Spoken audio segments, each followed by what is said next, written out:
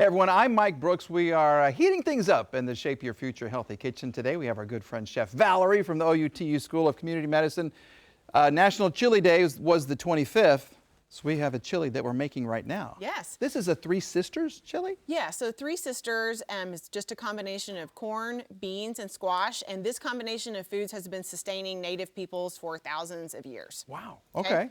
Yeah. So we are going to kind of build on that, and this is actually two recipes, so it's going to be a sauté of corn, beans, and squash, and then we're going to add some liquid to it and some tomato product to it, and we're going to make a chili, kind of in honor of our National Chili Day that was on the 25th. Perfect. Okay, so in our pot right here, we have some red onion, garlic, and canola oil, and that's just doing a really good sauté.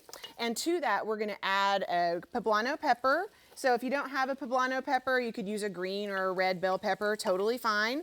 And so if we had a little bit more time, we would go ahead and let that sauté very well and soften a little bit, but we don't. And we're gonna go ahead and add butternut squash and let that sauté.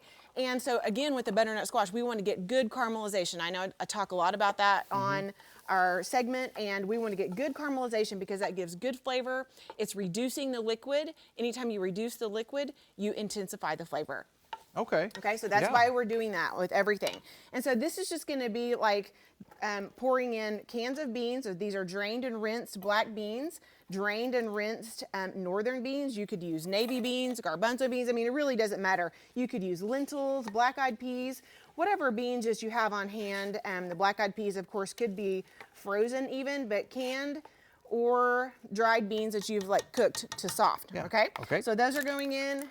And then the corn. So this is just a package of frozen corn.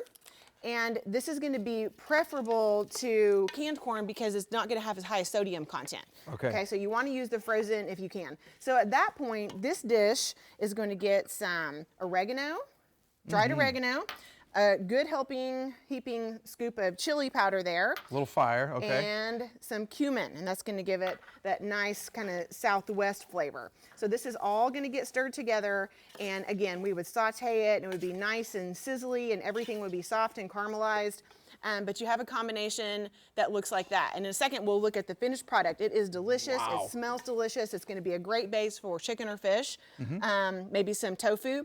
But if you want to go ahead and make your chili, so you have your saute, easy peasy, you're just gonna go ahead and add some canned tomato product. That is a fire roasted tomatoes, some vegetable stock. It's a low sodium vegetable stock.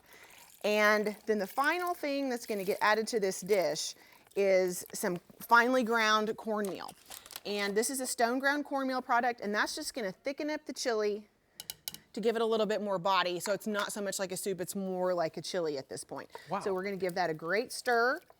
And then you can see our finished product over here. So this is our saute. Okay. And we have a little cilantro garnish on top of that. Look a at little bit that. of squeeze of lime if you want. Yes. And then the chili beside it has avocado and cilantro as a garnish also. But both very delicious. Wow. They store well. You can freeze these, refrigerate these. Can I have a little taste test? Of course. This is the best part about the gig right here. Yes. All right, just a little bit. That's really good. Good. That is really good. So can you make one day and then add the liquid and make it the next if you wanted Absolutely. to? Yes.